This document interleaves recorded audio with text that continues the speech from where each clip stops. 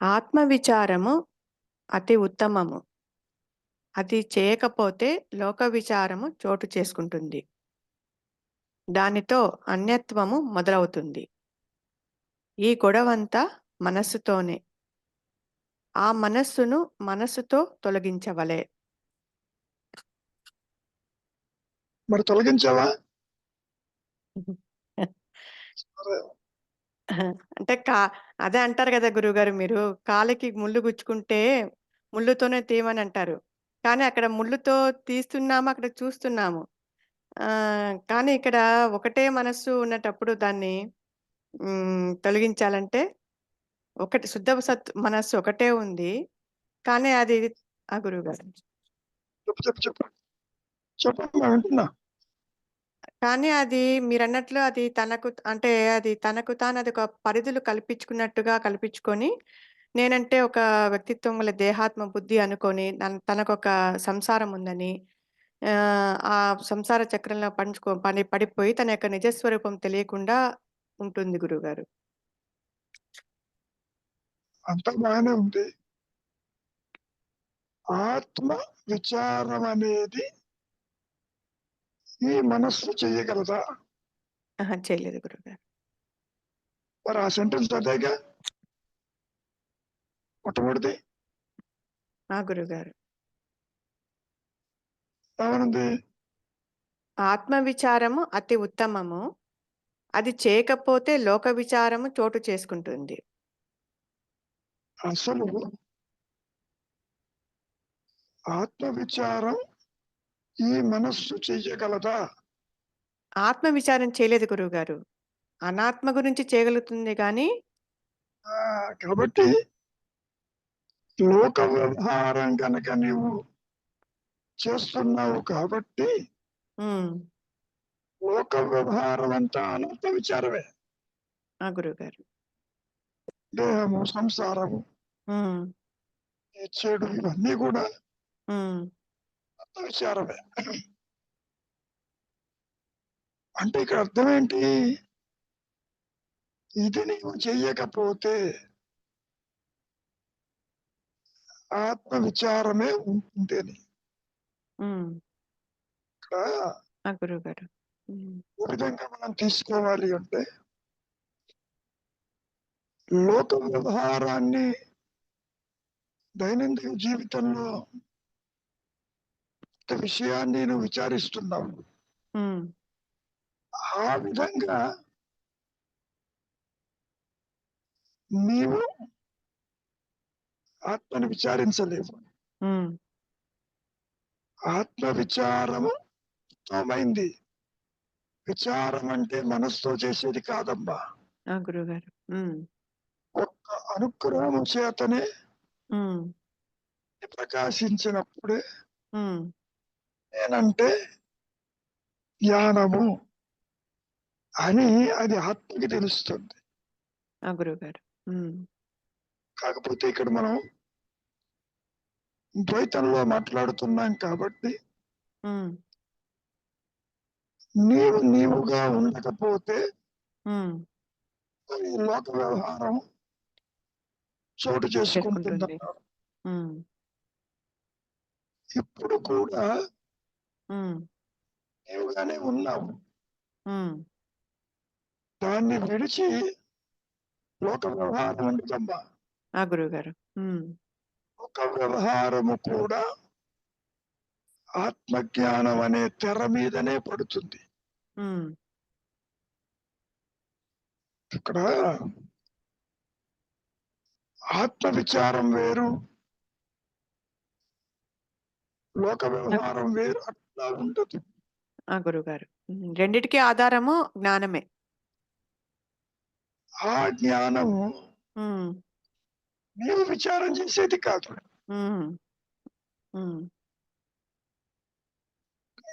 ఇది మనం ఎట్లా తీసుకోవాలి? అన్య చింతన లేక తల ఎత్తకపోతే అదే ఉంటుంది అని సూచించటం. ఇప్పుడు ఆ స్టేట్మెంట్ లో అదే ఉందిగా, లోక వ్యవహారం అంతా అన్య చింతనే. గురువుగారు. అవును. Is it not? అవును గురుగారు. హ్మ్. ఒకసారి చదువు. ఆత్మ విచారము అతి ఉత్తమము. అది చేయకపోతే లోక విచారము చోటు చేసుకుంటుంది. దానితో అన్యత్వము మొదలవుతుంది. ఈ గొడవంతా మనస్సుతోనే. ఆ మనస్సును మనస్సుతో తొలగించవలె. మనస్సుతో తొలగించాలి అనేది కూడా తను తానుగా నష్టం కాదది. ఆ! గురువుగారు. హ్మ్. తొలగించాలి బాగానే ఉంది. హ్మ్. ఏ చర్యల వల్లనో ఈ మనస్సు వ్యక్తిత్వము తనకు తానుగా నష్టం కాదమ్మా. హ్మ్. చెప్పడం బాగానే ఉంది. తొలగించాలి అని. ఆ! గురువుగారు. హ్మ్. అది నీ చేతుల్లో ఉన్న పని కాదు. హ్మ్. నీ చేతుల్లో ఏముంది?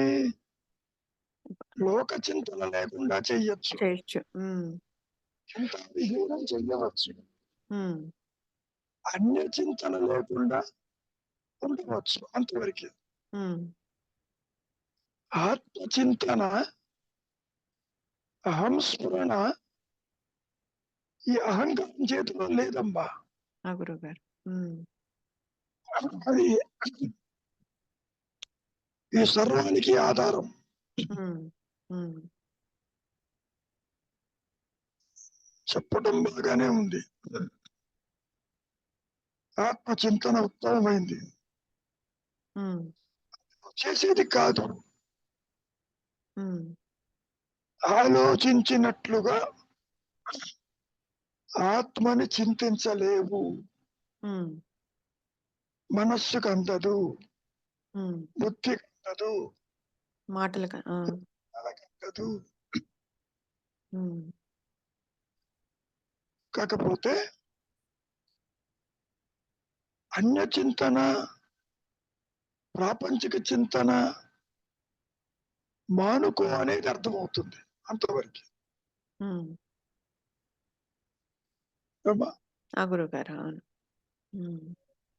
కాబట్టి మనస్సుతో మనస్సుని నష్టపరచు అనేది జీవుడి చేతుల్లో ఉండదమ్మా. హ్మ్. అదిగో ఒక ముళ్ళు తీసుకుని ఈ ముళ్ళు తీసేట్టుగా ఉండదు. ఆ! గురువుగారు. హ్మ్. ఒక్క అనుగ్రహము చేతనే హ్మ్. ఆత్మ ప్రకాశించిన స్థితిలోనే ఆటోమేటిక్‌గా ఎగిరిపోతుంది. హ్మ్. అవును గురువుగారు. అంతవరకు మనసు బయటికి పోతున్నప్పుడంతా దాన్ని లోపలికి ఆహ్, మరల్చుకోవడం తప్ప ఇంతవరకు చేయగలుగుతాడు గురువు. బయటికి పోకుండా ఉండవచ్చు. ఆ! అంతవరకు. హ్మ్. అది కూడా నీ ప్రోగ్రామ్‌లో ఉంటే. అవును గురుగారు. హ్మ్. అది కూడా ఉండలేవు. హ్మ్. ఆలోచన పరంపరలు వస్తూనే ఉంటాయి. హ్మ్. వాటి వెంట వెళ్ళాలా వద్దా కొంత ఆప్షన్ ఉంది అంతవరకు. హ్మ్. ఆత్మని చింతించేటువంటి కెపాసిటీ ఈ జీవుడికి లేదమ్మా. ఆ! గురువుగారు. హ్మ్.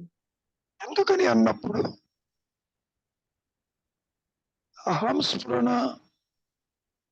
మానసిక వృత్తులు కలిసి ఉండవు హ్మ్. ఏకకాలంలో. హ్మ్. Are you getting the point? అర్థమైంది గురువు. ఒకటే ఒకటే నేను. హ్మ్. హ్మ్.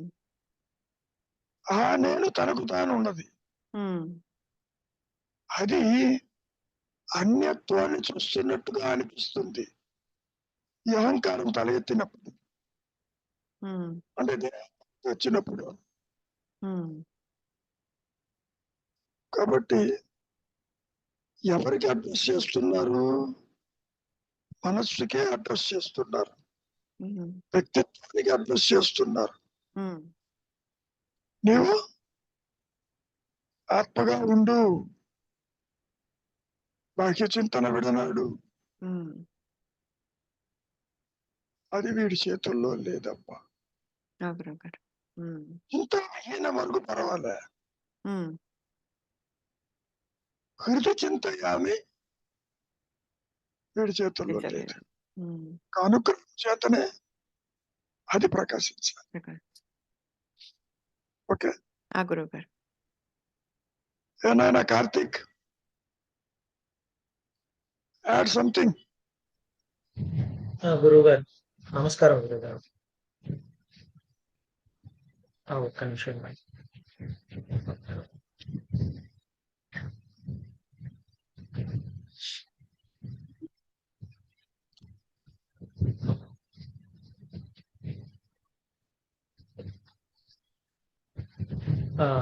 ఇవాళ స్టేటస్ ఆత్మ విచారం అతి ఉత్తమము, అది చేయకపోతే లోక విచారం చోటు చేసుకుంటుంది, దానితో అన్యత్వం మొదలవుతుంది. ఈ గొడవంతా మనస్సుతోనే, ఆ మనస్సుతోనే తొలగించవలే. ఇక్కడ గురుగారు మీరు చెప్పినట్టు ఎవరు కూడా ఆత్మ విచారం అనేది చేయలేరు. సో మనం చేసేది కూడా అనుకుంటున్నాం కానీ అంటే ద్వైతం మాత్రమే ఈ జీవుడికి తెలుస్తుంది తప్పితే ఏకాంతం అనేది ఈ జీవుడికి తెలియదు గురుగారు. అంటే ఐ మీన్ మనం చేసేదంతా కూడా అనాత్మ విచారణే. So it's not regarding to ఆత్మ విచారణ. సో యాక్చువల్గా ఏంటంటే ఈ మనం ఏదైతే మనసు అని చెప్పుకుంటున్నామో, అంటే అహంకారము ఏదైతే ఉందో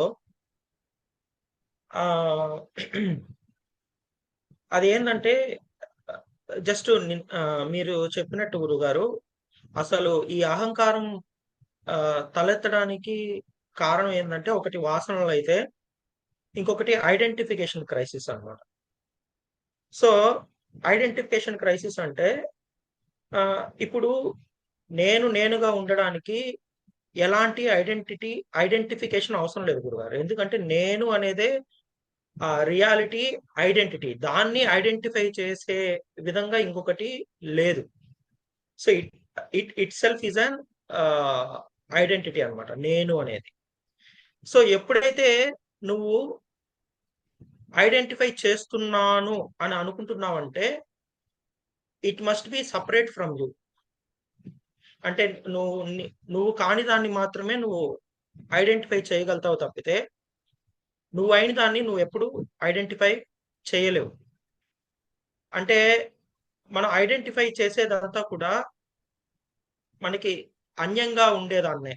అంటే ఇప్పుడు ఈ జీవుడు ఏంటంటే ఎప్పుడు ద్వైతాన్ని మాత్రమే గుర్తించగలుగుతాడు కానీ అన్యత్వం లేనితనాన్ని ఎప్పటికీ గుర్తించలేడు గురువుగారు. సో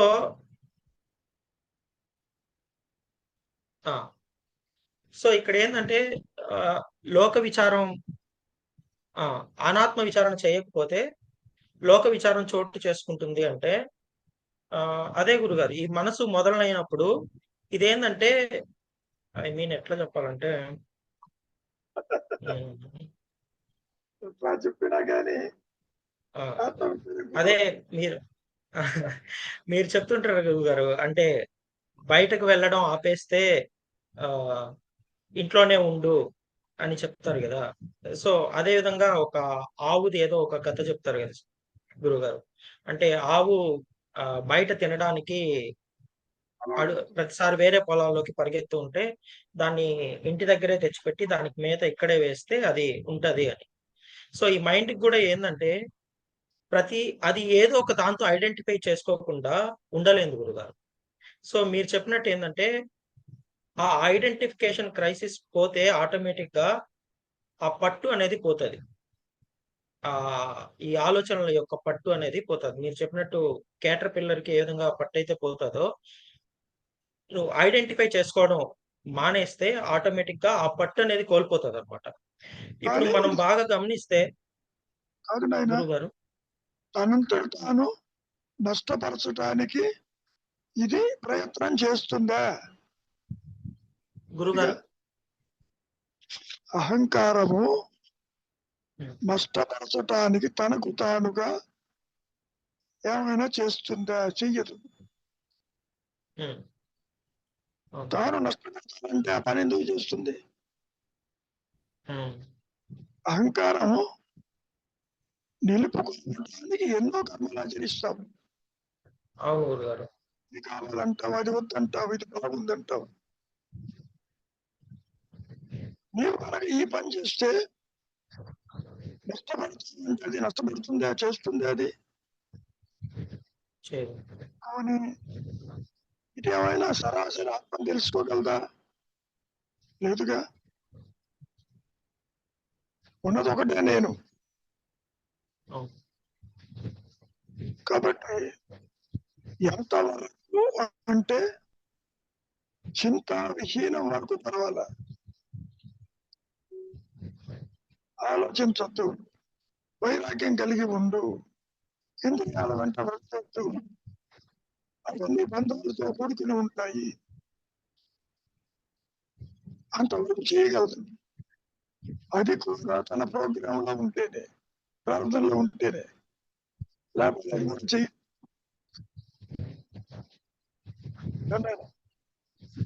అవును. ఏ పని చేసినా ఈ అహంకారము తాను తెచ్చుకున్న దాంట్లో ఉంటేనే చేస్తుంది. హ్మ్. ఊరక ఉండటం కూడా ప్రార్థనలో భాగం, హ్మ్. లేకపోతే ఉండలేదు. మౌనానికి రాదు, నిశ్చలత్వానికి రాలేదు, తాపత్రయాలతో కొట్టుకుంటూ ఉంటుంది. ప్రపంచమని ఇది కావాలను, అది కావాలను, ఇది వద్దను, ఇది బాగుంటుందను, దాంతోనే ఉంటుంది. ఏనాయనా? అవును గురుగారు. కాబట్టి ఈ స్టేట్మెంట్ మనం ఎంతవరకు తీసుకోవచ్చు అంటే చింత విహీనం వరకు తీసుకోవచ్చు. పోనీ ఈ మనసుతోనే ఆత్మ తెలుసుకోవచ్చా అంటే ఈ మనసు పనికిరాదు. అక్కడ ఉన్నది ఒకటే నేను. ఈ నేనుతో దేహము, జగత్తు, సంసారము, సమస్యల్ని గుర్తించినట్లుగా ఆత్మని గుర్తించలేదు. తన మూలం తాను గుర్తించే సామర్థ్యం దీనికి లేదు. కనుక నిశ్చల తత్వే నిశ్చలకి నేను రోజు ఊరికే ఉండేంతవరకు పర్వాలే. అది కూడా దీని ప్రోగ్రామ్ ఉంటేనే, ప్రార్థనలో ఉంటేనే, లేకపోతే అది కూడా ఉండదు. Are getting the difference? అవును. మనస్సుతోనే నీవు చెయ్యాలి అనేది మహర్షి ఎందుకు సూచిస్తున్నారు? ఒకటే నేను కాబట్టి. ఆయన ఉద్దేశంలో ఇది కనుక బయటికి ఆత్మగానే ఉంటుందని. ఇది బయటికి పోయినా పోకపోయినా ఆత్మ దీన్ని గుర్తించింది. ఆయన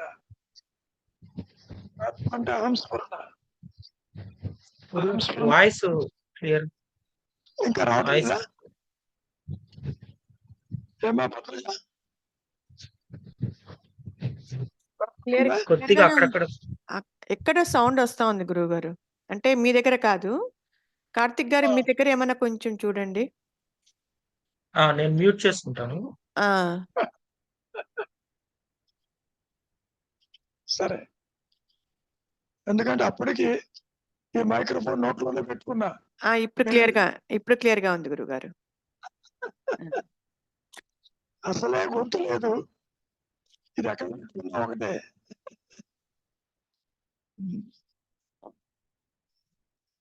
ఏనాయనా సంకర్ష ఏమన్నా ఉందా?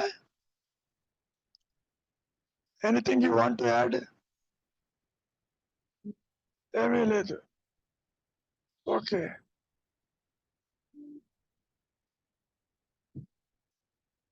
శ్రీనివాసరావు గారు ఒక రెండు డౌట్ ముక్కలు గురుగారు. ఇప్పుడు డెస్టినీలో ఉంటేనే మనము ఆ, నిశ్చలతత్వాన్ని రావడానికి అవుతుందని అంటున్నారు. ఇప్పుడు ఆ, చేసే ప్రయత్నము అది అది కుదరదా? డిస్ట్రిక్ట్లో ఉంటేనే ఈ ప్రశ్న కూడా డిస్ట్రిక్ట్లో ఉంటేనే నువ్వు అడుగుతావు. ఆ మాట కూడా అన్నానుగా. అదే అన్నారు వారు గురువుగారు. నేననేది ఇప్పుడు డెస్టినీలో ఉంటేనే మనం ఆలోచన లేకోకుండా ఉండగలుగుతాము. బీస్టిలో ఉండగలుగుతాం అంటున్నారు. సరే ఒకవేళ అవునమ్మా. ఉండలేకపోతున్నామనుకోండి. ఉండలేకపోతున్నటప్పుడు ఇక్కడ చేసే ప్రయత్నము అది కుదరదా గురువుగారు? ఇప్పుడు నేను చేసే ప్రయత్నం అనేది? తెలివిగా నీ హ్మ్. అంత నువ్వేం ఇన్స్ట్రుమెంట్ ఏం చేస్తుంది? హ్మ్. పనిముట్లు ఏమైనా చేయగలదా? చేయలేదు. హ్మ్. నువ్వు అసలు కోరికలతోటి బంధాలతోటి సతమతం అవుతుంటావు. హ్మ్. ఎన్నో ఎన్నో చేయాలనుకుంటావు. నీ ప్రోగ్రాంలో లేకపోతే చేయలేవమ్మా. ఆ! అది గురువుగారు. ఆలోచన ఉంటుంది. అది చేయలేదు. అది హ్మ్. ముఖ్యంగా ఆత్మ ప్రకాశం అనేది నీ ప్రోగ్రాంలో ఉండదు. హ్మ్. ఆత్మ చింతన అన్నారు చూసావా ఇందాక, ఆ! గురువుగారు. హ్మ్. ఉండదు. అది హ్మ్. చెప్పుకోవడానికి ఆత్మ విచారం చేయకపోతే లోక విచారం వస్తుందనేది బాగానే ఉంది. హ్మ్. ఇప్పుడు లోక విచారం మాత్రమే ఉంటుంది. ఇది మానేసిన నువ్వు ఆత్మ విచారం చేయలేవు. అది ప్రకాశించాలి. హ్మ్. నిశ్చలత్వానికి వచ్చినప్పటికీ హ్మ్. నాకేమీ తెలియదంట. చీకటిగా ఉందంటావు. హ్మ్. ఏమీ లేదంటావు. హ్మ్. హ్మ్. అన్నీ చూస్తూ ఉంటావు లోపలికి పోయినా కానీ. హ్మ్.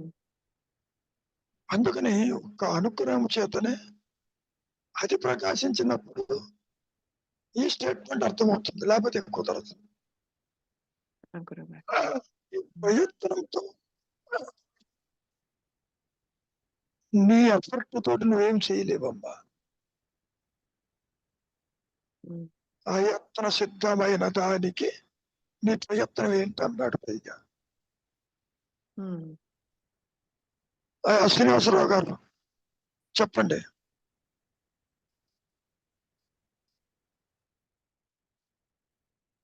అందుకనే పూరక ఉండమన్నారు. అందుకనే కదండి పూరక ఉన్నవాడు ఉత్తమ యోగిరా అన్నారు కదా.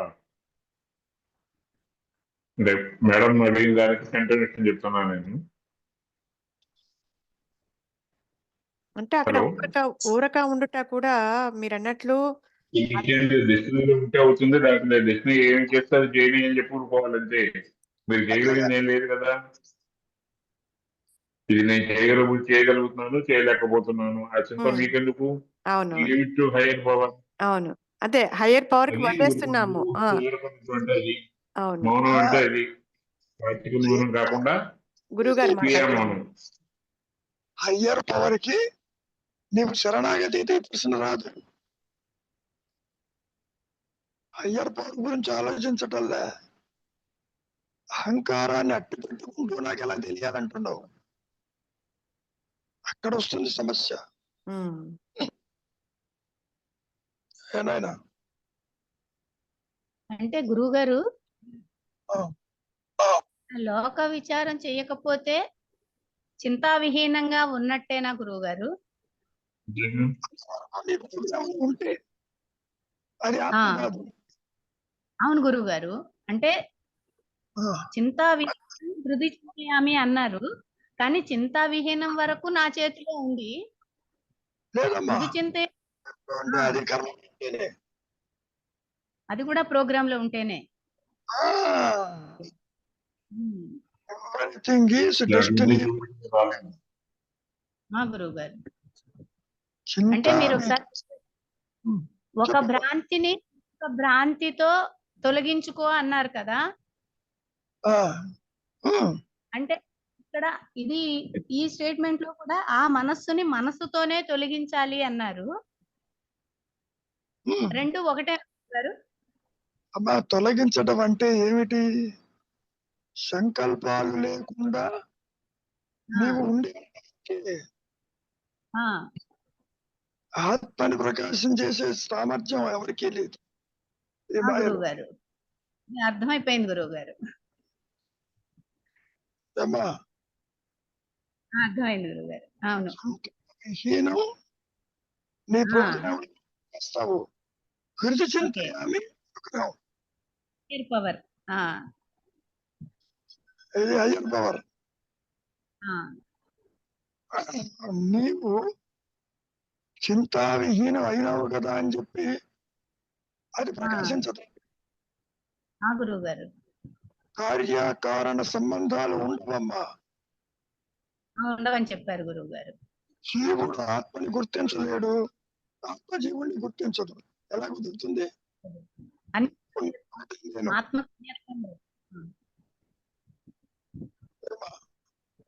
అవునండి. Are getting the point? ఆ గురువు గారు. కనుక నీవు చెయ్యడానికంటూ ఏదీ లేదు. మహర్షి వినడం కూడా నీ ప్రోగ్రాంలో ఉంటే లేకపోతే గురువు గారు. అవును, అవును గురువు గారు. వినడంత వరకే. ఆచరణ అనేది నీ ప్రోగ్రాంలో ఉండాలి. గురువు గారు. ఆత్మ ప్రకాశం కర్మకి సంబంధించింది కాదు. వ్యక్తిత్వం ఆత్మ కనుక అయితే రియలైజేషన్ అయితే ప్రారంభం అనుకోవచ్చు. గురువు గారు. ప్రకాశం ప్రారంభంలో ఉండదబ్బా. గురువు గారు. ఆ ప్రకాశంలో సృష్టి ఎగిరిపోయి ఉంటుంది. జీవుడు ఎక్కడ? జగత్.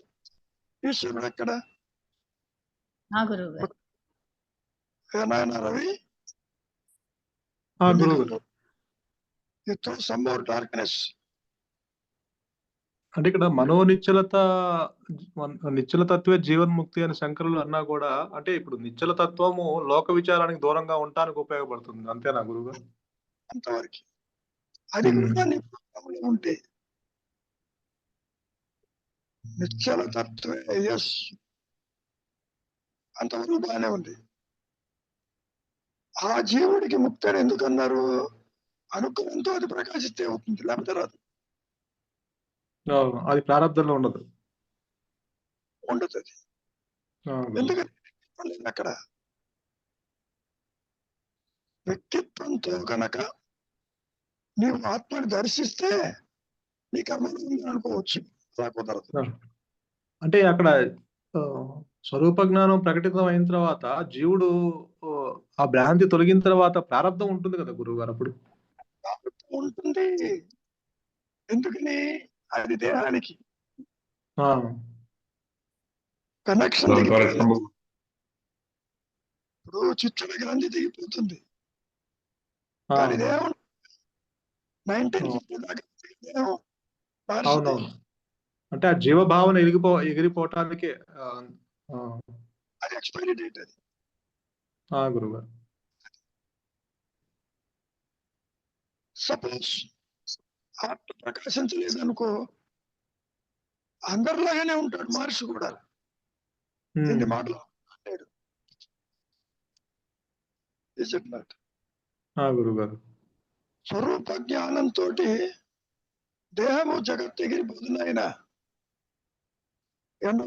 నీళ్లు లేకపోయినా కనపడుతూ ఉంటాయి.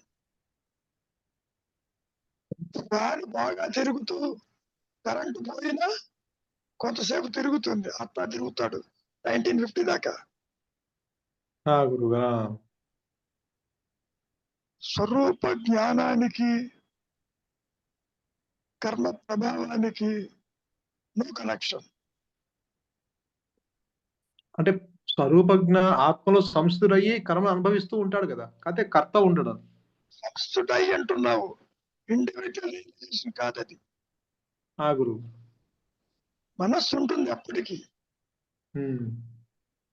బీజంగా అన్నాడు శంకరులు, కలపడుతూ ఉన్నాడు మహర్షి.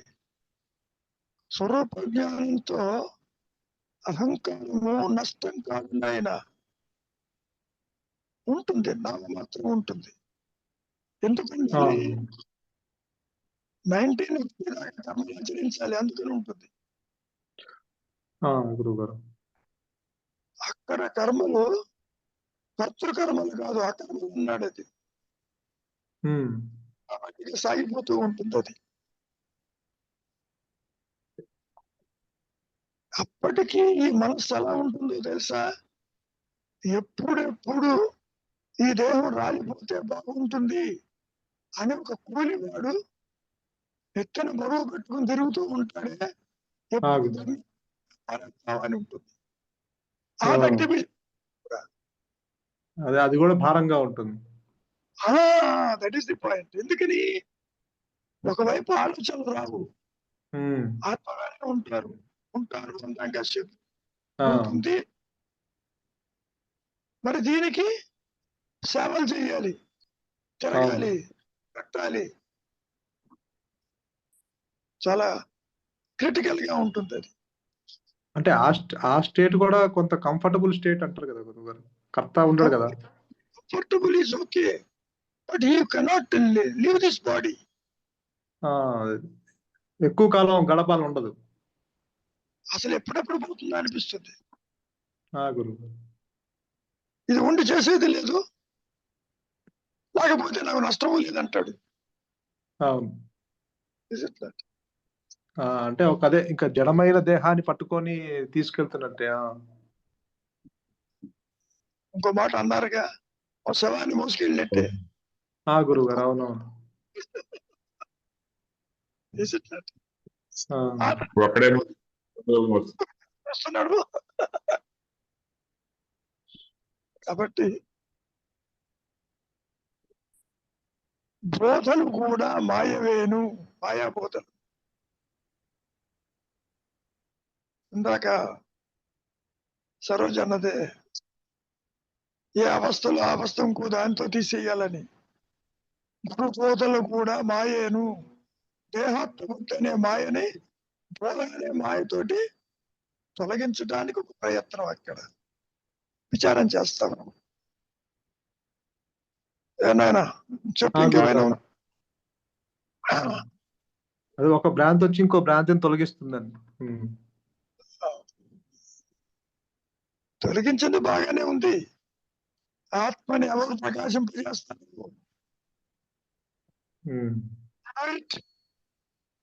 అది ఇది జీవుడి చేతుల్లో ఉండదు ఇంకా.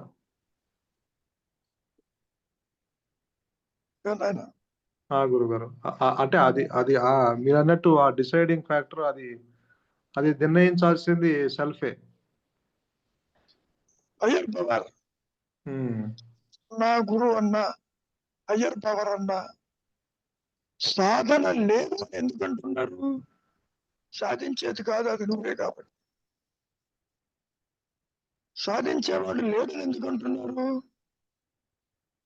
ఈ వ్యక్తిత్వం అసలు పుట్టలేదు బొమ్మన్నాడు, జీవాత్మ లేదు బొమ్మన్నాడుగా. అసలు సృష్టి లేదు బొమ్మన్నాడుగా. దానికి ఆత్మ అనుభవాన్ని మాయలోకి వచ్చి నువ్వు ఎంత చెప్పబోయినా అది పెంకుడు పడదు. అసలు ఈ మనస్సుకి ఆ విషయం తెలియదు బొమ్మన్నాడు. అహంకారము ఆత్మ కలిసి ఉన్నాయన. ఇప్పుడు కూడా అహంస్మరణగా ఉంటే జీవుడు జగత్ ఈశ్వరుడు ఎగిరిపోయి ఉంటారు. బలవంతంగా నువ్వు ఆలోచన వస్తేనే అవి కనపడతాయి, లేకపోతే కనపడవు.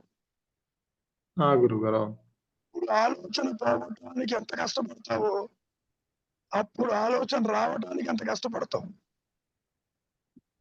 అది అంత సహజంగా ఉంటుంది అక్కడ, ఇక్కడేమో ఆలోచన రావటం అంత సహజంగా ఇక్కడ ఉంది. అది సంగతి. ఇదంతా కూడా సూచించటం వరకే. అది ఎవరు ఆత్మజ్ఞానాన్ని అందించలేదు ఆయన ఈ మాయలో.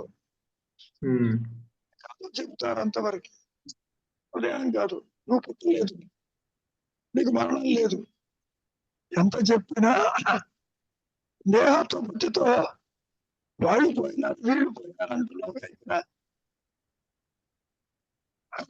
Is it not? ఆ, ఎవరైనా ఆ, గురువు అర్థమవుతుందా? గారు. అర్థమైంది. అంటే అంటే అప్పుడప్పుడు ఒక డౌట్ వస్తూ ఉంటుంది గురుగారు, సిల్లీ డౌట్ అయినా. అంటే ఒక జ్ఞానికి ఆత్మలో సంస్థులైన జ్ఞానికి అంతా తెలుస్తుంది కదా, అంటే భగవాన్ దగ్గరికి వచ్చి కూడా అడుగుతుంటారు కదా, నాకు ఎప్పుడు ఆత్మ ప్రకాశం అవుతుందో చెప్పవచ్చు కదా అని. ఆ మాట అడిగారు ఆయన్ని. అవును. నువ్వు నన్ను భగవంతుడు అనుకుంటే తర్వాత వేదం లేదు, నీకు ఎప్పుడు రాదు చెప్పలేని పొమ్మన్నాడు. నీవు ఆ, గురువు కూడా గారు. నేను కూడా నీలో ఏమున్నావు అనుకుంటే నీకెంత తెలుసు నాకంత తెలుసు అన్నాడు. ఏ అంటే రకంగా అంటే ఆత్మలో సంసిద్ధులైన అర్థం అంటే అది ఆత్మగా ఉండటమే కదా గురువు గారు. అది వ్యక్తిత్వంతో కాదు నాయన. ఆ, వ్యక్తిత్వంతో నువ్వు రుచి చూడటం, ప్రదేశాలు చూడటం, తిరిగి రావటం కాదు. ఉమ్, టోటల్ గా సృష్టి అయిపోతుంది. ఇప్పుడు కూడా బలవంతంగా నువ్వు ఆలోచిస్తేనే అది కనపడుతుంది, లేకపోతే కనపడదు. ఆ, గురువు గారు. హిడెన్ టెండెన్సీస్ ఉంటాయి. అవి బంధహేతువులు కాదు. ఇద్దరికి ఉంటాయి వాసనలు. దేహం ఉన్నంత వరకు ఉంటాయి నాయన. గురువు గారు. సో బంధహేతువ మోహేతు అనేది పాయింట్. ప్రారంభం ఎగిరిపోతుంది అనుకో నాకు. దేహం ఉన్నంత వరకు ఉంటుంది. దేహాన్ని రక్షించేది ప్రారంభమే. లేకపోతే 1950 దాకా ఎందుకు ఆ దేహం? అవునవును. దాంతో ప్రకాశించాక దాన్ని వదిలిపెట్టచ్చుగా. అవును గురువు గారు. Is it not? తాను చేయవలసినటువంటి ప్రోగ్రామ్ ఉంది, జరగాల్సి. రావన్నారాయన నా ప్రార్థన కాబట్టి నేను ఇక్కడికి వచ్చాను, తిరుగుండాలి అన్నాడు. నీ ప్రార్థన ఉంటే వస్తామన్నారు పైగా. Is it not? అవును గురువు గారు. అవును. సో వ్యక్తి కదలిక పిడికడు ప్రారంభంతో లింక్ అయి ఉంటుంది, లేకపోతే లేదు. Is it not? ఇంకా దేహానికి సంబంధించిన ఆలోచనలు వస్తూ ఉంటాయి అంతే. ఎందుకు వస్తాయి? కారణం ఏమిటి? మూలం తెలియదు కాబట్టి. మూలం ప్రకాశిస్తే ఇంక రావేవి. మూలం ప్రకాశించినా కూడా వచ్చినా కూడా దేహానికి సంబంధించిన ఆలోచనలు వస్తాయి. దేహం నిలబడటానికి కావాల్సిన ఆలోచనలు, తిండి, నిద్ర, ఇవన్నీ అది రావు. ఎందుకని? ఆయన చేతికి క్యాన్సర్ వచ్చింది. నేను నయం చేసుకోవచ్చు కదా అని అడిగినప్పుడు ఏమన్నాడు? చెప్పేవాళ్ళు లేడు కదా అన్నాడు. గురుగారు. చేతికి క్యాన్సర్ వచ్చినట్టు నీకు తెలుసు, తనకేదో ఉంటే ఉంది అన్నాడు. ఎనర్సీషియా అక్కర్లేదు, ఆపరేట్ చేయమన్నాడు. ఐఎమ్ ఫైన్ అన్నాడు. మరి అటువంటి స్థితి ఉంటూ మాట్లాడుతున్నాడు అంటే అది మనకు అర్థం కాదు. చిన్న ఏలుకి ఏదన్నా తెగితేనే నీకు నిద్ర పడితే అవును, పట్టింది. అంత పెద్ద రుణం చేతి మీద వచ్చి దాని వల్ల నొప్పి కూడా ఉంటుంది కదా. విపరీతంగా అన్నారు డాక్టర్లు. అవును. ఎనర్సీషియా వద్దని ఎందుకన్నాడు? అది నాకు దానికి సంబంధం లేదు, పొమ్మన్నాడు. నువ్వేం చేసుకుంటే చేసుకోమన్నాడు. మాట్లాడుతున్నాడు, కోసారు 2-3